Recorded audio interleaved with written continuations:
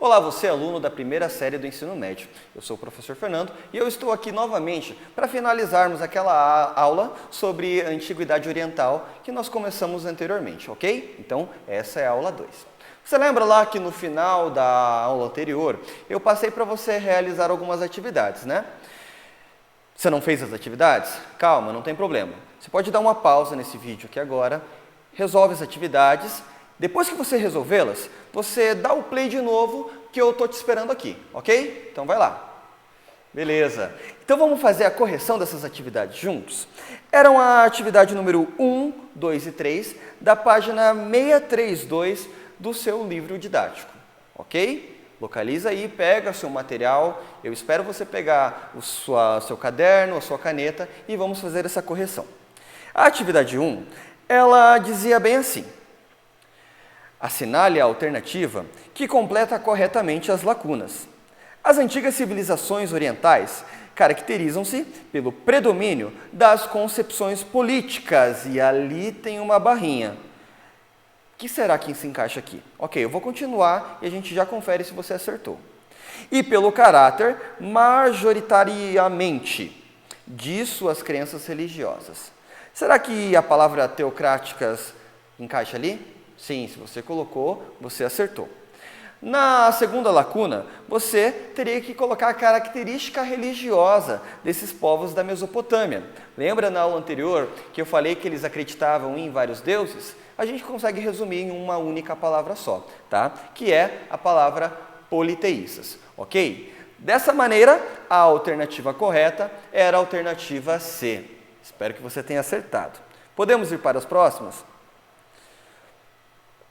Na atividade 2, o texto dizia assim: o Iraque, recentemente em guerra com os Estados Unidos e Inglaterra, já foi palco de uma grande civilização na antiguidade, a Mesopotâmia.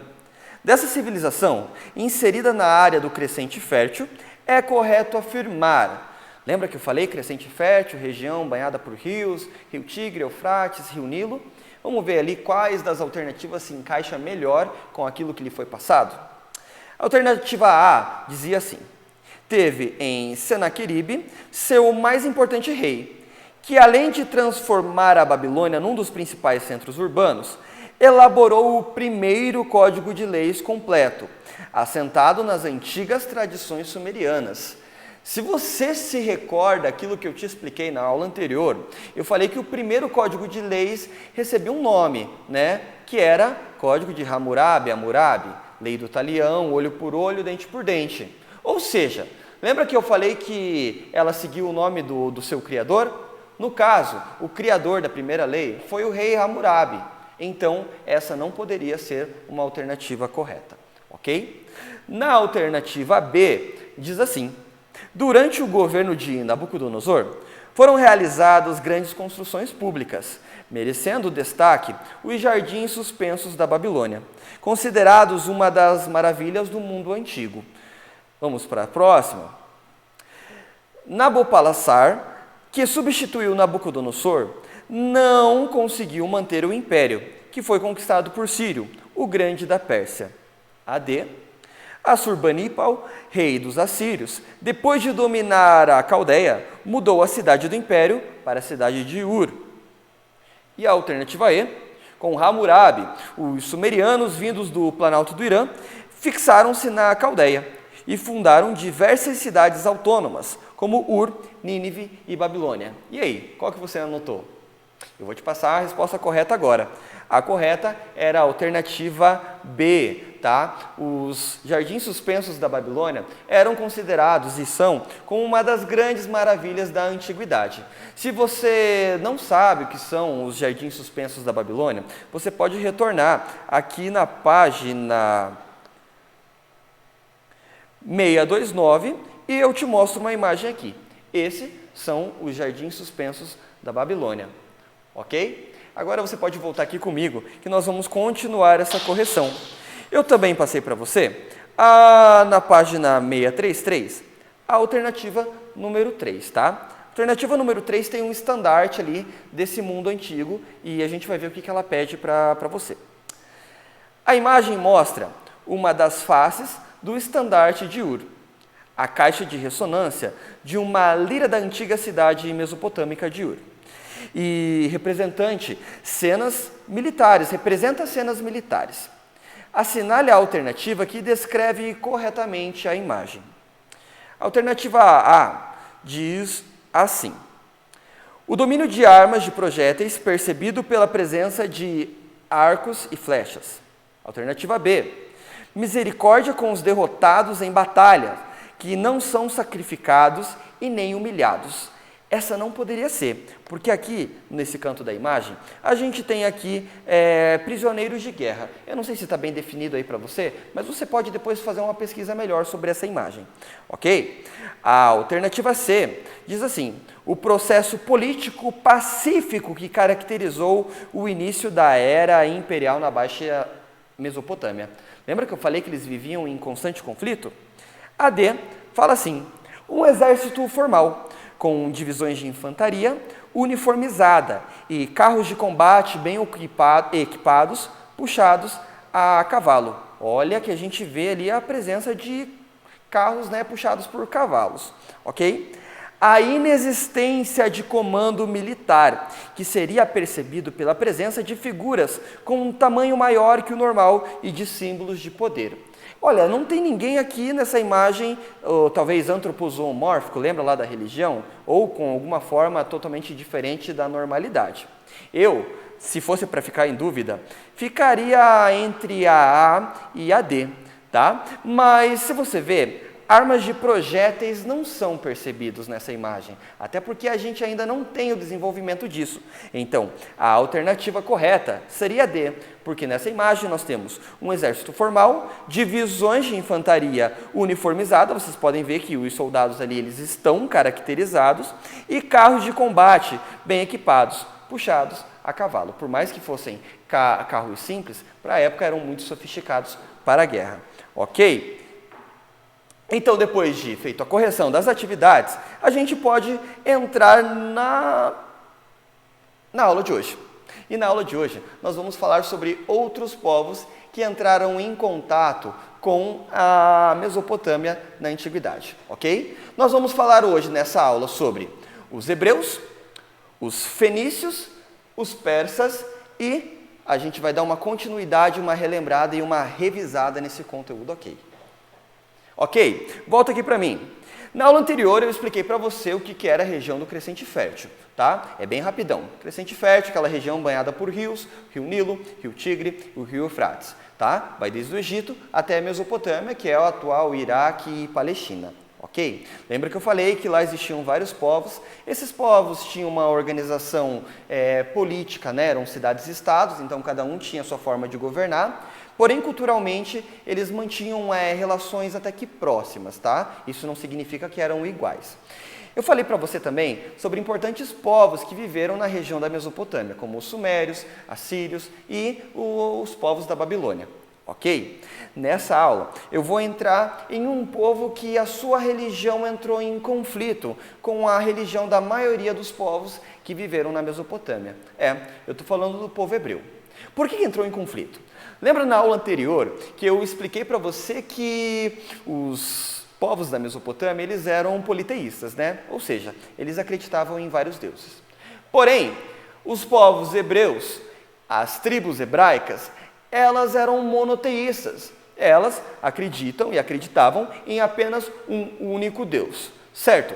A história você deve lembrar, né? Conta-se que, né, existia um homem chamado Abraão e, segundo a tradição judaica, conta que esse homem, um dia Deus acabou falando com ele, que ele seria pai de uma grande nação e que, através dele, né, um grande povo se formaria, ok? Conta-se também que, passado vários e vários anos, o povo hebreu acabou sendo cativo, né, ali no Egito. E aí teve um homem chamado Moisés que conseguiu libertar esse povo. Esse povo ficou rondando pelo deserto por aproximadamente 40 anos, segundo conta a tradição judaica. Esse povo que ficou durante esse período no deserto acabou se solidificando, né? Criando uma cultura, criando uma tradição e, em vários momentos, esse povo vai entrar em conflito com povos que habitavam na região ali da Mesopotâmia ou próximo da Mesopotâmia. Você deve se lembrar, né, dos muros de Jericó, da história onde Josué, com o seu exército, invadiram Jericó e dominaram aquela cidade. Você deve se lembrar também, quando a gente fala sobre o povo hebreu, sobre o seu período também em que eles tiveram reis, tá? Antes eles tinham juízes que funcionavam como conselheiros, né? E a gente tem um governo teocrático nesse momento aqui. O que é um governo teocrático? É um governo onde as leis que o povo segue, elas são ditadas por Deus. Ou seja, Deus, né, segundo a tradição judaica, transmitia a mensagem para uma pessoa, um escolhido, essa pessoa que liderava, falava a mensagem de Deus e assim o povo ia se direcionando. Mas, segundo conta a história judaica, chegou um momento em que juízes não atendiam à necessidade do povo. Então, conta-se que eles pediram um rei. E a gente vai lá ter os primeiros reis judeus, que vai ser Saul e depois Davi. Ok? É muito interessante você notar que em todo o Antigo Testamento, né, que é onde a gente tem a principal fonte de estudo sobre o povo hebreu, eles estão em contato direto com os povos da Mesopotâmia e com o Egito, tá? Essa região do crescente fértil que eu estou te explicando aqui, ok? Então, olha, eu vou te passar uma parte bem importante aqui a respeito da cultura hebraica. No segundo capítulo aqui, no segundo parágrafo do texto sobre os hebreus, a gente tem uma parte bem importante que eu acho legal você grifar aí no seu material. Após se instalarem na Palestina, os hebreus foram liderados por Isaac e Jacó, deslocando-se espontaneamente para o Egito. Lembra lá que eu te contei? Onde o povo se organizou em 12 tribos. Após um período de liberdade, foram submetidos à escravidão, sob a liderança de Moisés. Só estou sistematizando para você. Os hebreus voltaram à Palestina no episódio conhecido como Êxodo. Durante esse período da saída do Egito, retornaram a Canaã, Moisés instituiu um culto monoteísta, como uma forma de unificação das tribos hebraicas, além de uma série de códigos de conduta, o Livro das Leis, buscando uma organização social aceitável para que as tribos se constituíssem como uma nação. Ou seja, são as leis que Moisés escreve que acabam unificando e direcionando o povo durante toda essa antiguidade oriental. Ok? Agora eu vou falar sobre um outro povo aí da antiguidade, que são os fenícios. Mas os fenícios têm uma particularidade bastante importante de você grifar. No primeiro parágrafo ali, está bem explícito no texto uma informação bem valiosa para você, que diz assim: os fenícios nunca formaram uma unidade política. Estavam organizados em cidades-estados, governados por oligarquias mercantilistas. Dentre essas cidades, podemos destacar Tiro, Sidom, Biblos e Ugarit. Ok? Então, olha a diferença. Os fenícios, por mais que se constituíssem uma nação, não tinham um único governo. Eles não eram unificados politicamente. Porém, existe algo fenomenal que essa civilização fez, tá? Você deve estar vendo aqui, né, e é muito comum já para nós, ao lermos, identificarmos ao alfabeto. E isso nós devemos ao povo fenício. Foram eles que desenvolveram o alfabeto da maneira como nós utilizamos hoje. É claro que no meio da história vai ter várias transformações, né? A gente tem o alfabeto fenício, depois vai para o grego, aí tem o latim e até chegar às línguas modernas em que nós temos hoje. Mas o avanço deles foi criar um alfabeto. Antes, a escrita ou era a cuneiforme, que eu te expliquei, que foi feita pelos sumérios, ou eram símbolos que representavam palavras. Os fenícios desenvolveram um método onde os sons teriam símbolos, e a junção desses símbolos e desses sons são que formam as palavras. Lembra lá? Babebi, babu. Então, dessa maneira aí que você está acabando de pensar, ok? Também eu preciso falar para você sobre um outro povo muito importante durante esse período aí, que são os persas, tá? E eu também preciso que você se atente ao seu material didático nesse momento.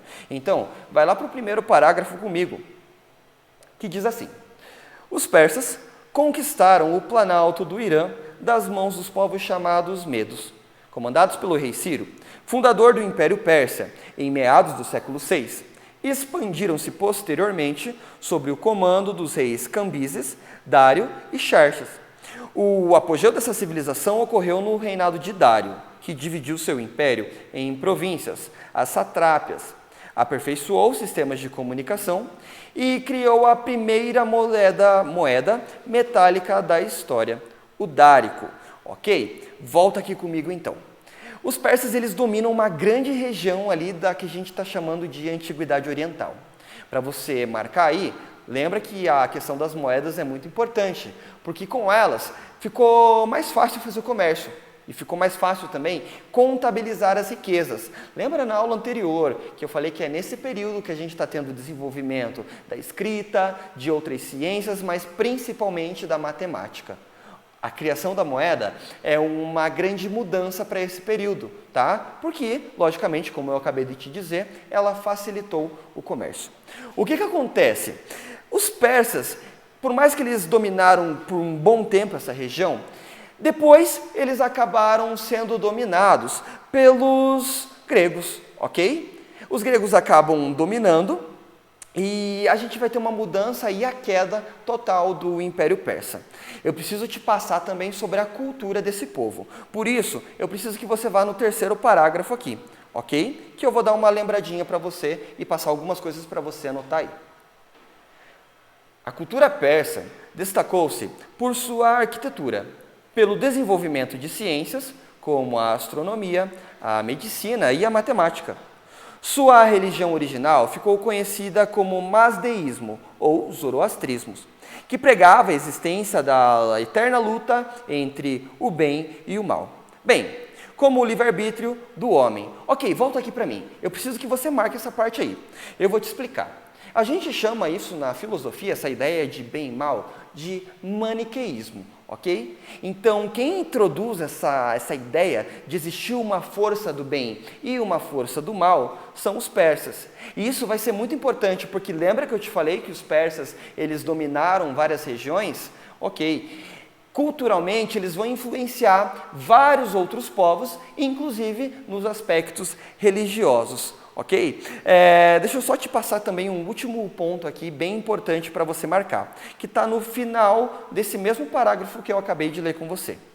Essas crenças estão presentes nos discursos e livros sagrados de muitas das religiões que conhecemos atualmente. Então, depois disso, a literatura passa a colocar bastante a ideia de existir um bem e existir um mal, de existir um vilão e existir um mocinho. Opa, acabei fechando aqui a minha apostila, mas não tem problema não. Eu espero que você tenha gostado dessa aula, eu espero que você tenha entendido também, mas para você fixar esses conteúdos, eu também vou te passar uma atividade, ok?